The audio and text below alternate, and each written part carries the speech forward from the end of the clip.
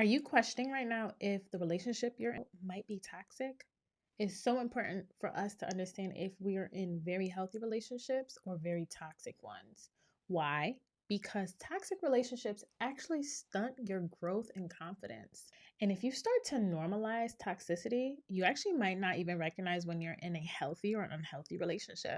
And if you can't spot if you're in a toxic relationship, chances are that you've normalized it already, but it's not too late. I want to help you recognize if you're in a toxic relationship. But before we begin, hey, Conscious Crew, welcome back to the Conscious Creative Corner, where we are unpacking your trauma to heal your relationship. I am your host, Sia the Transparent Therapist. Now, if you're new here, I've been a therapist for some time now. So if you're interested in getting the tips and getting the results, why don't you hit that subscribe button and let's continue. Now, if you are in this toxic relationship, but you're really unsure, I want to give you these 7 signs. The first sign everybody uses all the time. I want to say it's probably a word that we use too much, but you might have guessed it, it's gaslighting. Perhaps you and your partner talk a lot, and maybe when something goes down, that partner has a very hard time of accepting accountability. So they make you feel like you're the crazy one. They might say something like, Trisha, what are you talking about? You're the one that did such and such and such. Or Jamie, what do you mean? I haven't been here. You've been here. I've only been doing this because you've been doing XYZ. Really, when a person is gaslighting you, it just means that they have a really hard time taking accountability. And the scary part is sometimes gaslighters don't even know that they're gaslighting. Now, if they fall into the latter category, it might be because they lack self awareness. I would love to believe that a lot of people who gaslight or in these relationships that have partners that gaslight have become very accustomed to it, so much so that they might start gaslighting and not even recognize it. Now, I'm not saying that you're watching this and your partner's a gaslighter, so you have to be a gaslighter too. But what I am saying that it's so important to realize if you're being gaslit. And if we want to use a different term, it's important for us to realize that your partner has to take accountability and recognize that your truth or what you're saying has some truth in it. Because the party that is gaslighting usually never wants the other person to be right because it forms some sense of control. The next one is emotional withdrawal. Are you feeling emotionally withdrawn from your partner? Or is your partner withdrawn from you? And every time you choose to leave, they kind of give you a little bit more and say, no, I'm going to do better. Or I'm going to plan that date. Or I'm going to get you the money I owe you. Because I know that a lot of people in relationships don't share finances.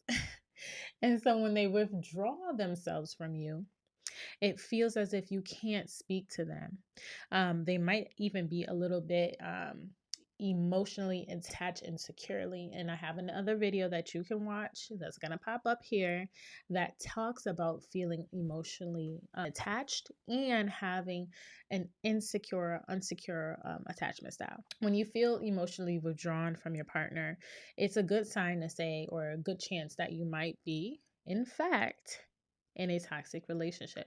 I want to make sure I point this out. Because these things are happening in your relationship, it doesn't mean that it is 100% toxic. It could mean that you have some toxic traits. But if I get through all 7 of these and you're like, yeah, all of these are happening very frequently, it might be time to leave. And it's a good sign and indicator that you're in a toxic relationship. So, yeah, you might be emotionally withdrawn, or your partner is probably emotionally withdrawing. The reason why we have both way streets is because you can be in a toxic relationship and have settled with your partner and feel emotionally withdrawn, meaning that your partner actually might not be feeling the love that they feel they deserve. Or the other way around, you are trying to plead with your partner to be there for you. You're pleading with your spouse to be there for you, and they're not, meaning that you might run to something else. I like to tell a lot of people that maybe relationships don't work because you don't have a solid foundation. For me, I am a believer. So having a solid foundation where both of you have the values in Christ can help. But when you have emotional withdrawn people, chances are they might be emotionally withdrawn with values or spirituality as well. So something to look out for. The next thing that I mentioned earlier is controlling behaviors. So when you're being gaslit, right, it's a form of control, but control altogether. If the person is saying, hey, you don't need to wear that today, every day, you know? Person is saying, I don't want you hanging out with this person. And please keep in mind that this situation does not cover for all of the situations. Obviously, if you're going to like a basketball game, you don't need to be dressed in a gown. So your partner might call you out and say, babes, take it off, right? But if it's more so, hey, I'm going to the grocery store and I'm wearing my regular clothes, but that person wants you to wear something that they want you to wear and you guys don't have that mutual agreement, it might feel controlling. Or you have a job offer and your partner just doesn't want you to take that job, maybe because they might feel emotionally or financially insecure with you having that job or that new leadership position of their own, but they're seeking control over your behaviors. And for some people, they're like, hey, I want to be led. I want to be led. That's cool, sis. Be led. Other hand, there are people who are like, no, we're in this relationship together. So I want to be valued just as much as you're valuing me. And I want to have this mutual understanding. And if that person is controlling everything, I'm talking finances, decisions, all decisions, the kids, and you have no say, you then start to make yourself feel small. You minimize yourself. You actually start to lose self-worth. And this is why it's so important to recognize when you're in these toxic relationships, because the loss of self-worth matters. To look out for is just like a lack of mutual respect. Are you calling each other out of your names? Or is that person, you're always respecting that person, but that person's always calling you out of your name? Respect doesn't even have to look like someone cussing at you. Respect could be, hey, I'm going out tonight, but I don't feel the need to tell you. Excuse me? Lack of respect can be, hey, I bought this huge financial purchase, but I'm not going to tell you. And this is for my married couples out there, because I see a lot of couples come in and say, hey, well, he planned to buy this Bugatti and we have we have this budget that we're supposed to stay in. That's a lack of respect. It's financial respect. Actually, financial infidelity is huge as well outside of emotional infidelity. So it's really important to recognize when and if there's a lack of respect happening in the relationship. There are also times in which maybe you don't feel respected because your partner tries to one up you in social situations, which happens a lot for some people, and it's pretty sad, but making sure that that's not happening to you, or just even being aware of it so you can plan to leave or get help, can be helpful in these situations. So something else that might be an indicator that you're in a toxic relationship are protest behaviors. Protest behaviors are behaviors that make you feel like you need, and I mean need, to be in control. So you might hold off, if you're married, you might hold off on sex. Or you might do something to see if your partner is going to try to chase after you. We actually see this a lot in anxious attachment styles. With partners who are anxiously attached, because their desire to hold on to or get some sort of control over the partner happens. So if you're engaging in any sort of protest behavior, or if your partner is engaging in protest behaviors, that might be a sign of toxic relationships. And it's worth having a conversation with your partner about. Another situation, toxic relationship, is being dismissed. If you feel like you're being dismissed all the time, hey, let's talk. No, not right now. Or hey, I want to go to this basketball game with you. No, not today, maybe next month. And next month comes in the same thing. You're never able to really spend quality time with your partner because your partner feels like you're not worth their time. So you always feel like you're being dismissed.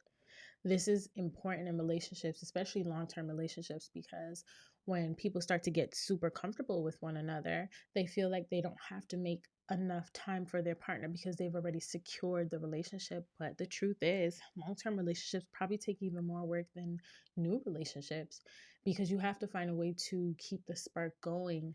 You have to find a way to connect and keep the connection with your partner. And a lot of times that connection gets lost in transition, especially when you have children, or when you just had a big transition. So like a new job, a big move. A lot of times you might lack the intimacy that you want. And intimacy, not just sexually, just intimacy, hey, be in this space with me and let's talk. Then you start to feel dismissed. Last but certainly not least, love bombing. The beginning of a relationship or right after a big spat, love bombing can be something that's very toxic, right? It's this like all or nothing attitude, and usually happens with people who are with narcissistic partners. And listen, people use the word narcissistic a lot, but I'm here to tell you that narcissistic personality disorder is actually a true mental health disorder. So we want to be careful how we use it. But people can have narcissistic traits. But usually, when you're being love bombed, you're getting bought all these gifts, you're getting showered with money, because this person wants to reel you in to say, like, hey, look, I can do all these great things for you, only to then flip the script.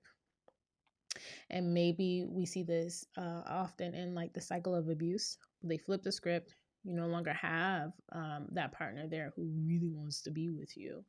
You have a person who looks just super controlling, pretty nasty, pretty disgusting. And right when you're ready to leave, they'll shower you with like a new Louis V bag, or they shower you with a new house. And I've seen it. I've seen people come new houses, guys. Okay. And you're like, oh, I can't leave now. I got a house. I've been asking for this house. Okay. It's sad, right? But these are things that are happening on a daily. Okay. And so it's important for us to realize and recognize when we are starting to normalize this toxicity, because maybe we've seen the toxicity in our hometowns or where we grew up or in our family. And we're just like, well, such and such went through it, so I can go through it too. This is normal. And sadly, just because it's normal doesn't mean it's healthy. And so we want to break the cycles of toxicity as soon as we can. So it's important for us to recognize these cycles and these toxic traits in a relationship, because it'll impact how we show up in other areas of our life. Some of us are really great at compartmentalization, others not so much. So if you are at work and you're realizing like, man, all I'm thinking about is this relationship, or this fight we had last night, or this new car that he just bought me, or this new thing she just bought me, and I can't stop thinking about it, but I also can't stop thinking about how much we argue. Guess what? It's going to impact the way in which you show up at work, how you make decisions, your confidence. It's going to impact the way in which people trust you, right? Because you're going to seem less focused. You're going to seem like you can't do as much as you used to because your productivity is low. So we need to make sure we're pinpointing when we're getting ourselves into these situations and how we can get ourselves out, because you want to show up as your best self. You want to be that boss that you are. You are superior. Okay, you're a royal priestess, so show up and do so. Don't let anyone take that away from you. When we are trying to escape or leave or move from these toxic relationships, important to set boundaries. I know we talk about set boundaries, but setting boundaries actually looks like executing it. So if it's, hey, look, I require us to have at least one date every quarter, then you make sure you don't let the quarter pass by and you haven't had that date, because people are going to always see how true you are to your own boundaries. People are going to test our boundaries because that's what people do. Okay.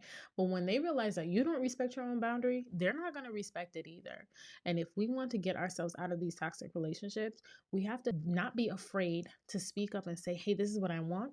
This is what I need. This is not what I will tolerate. And understand that you can be okay by yourself if that relationship is not serving you. Understand as well that when you're getting into relationships, and these are for people who are newly dating, not just people who've been dating for a while or married, but set rules and expectations from the beginning. Set your intentions from the beginning and let it be known, because it's cool that but that person that you aren't communicating with might not know that.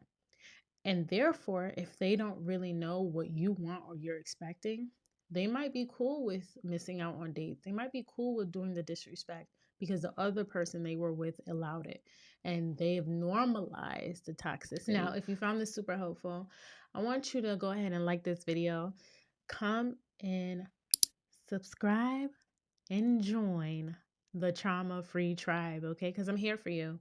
We're here for each other. Drop in the comments below if this has resonated with you. Tell me about any experiences. You don't need to disclose if you're in any toxic relationship now, but have you ever experienced any of these? Love bombing, gaslighting, being dismissed. All these things are real world problems, and I know we all have gone through at least one of them. So let me know in the comments below. All right, y'all. Walk good, keep the vibes high, and I will see you in the next video.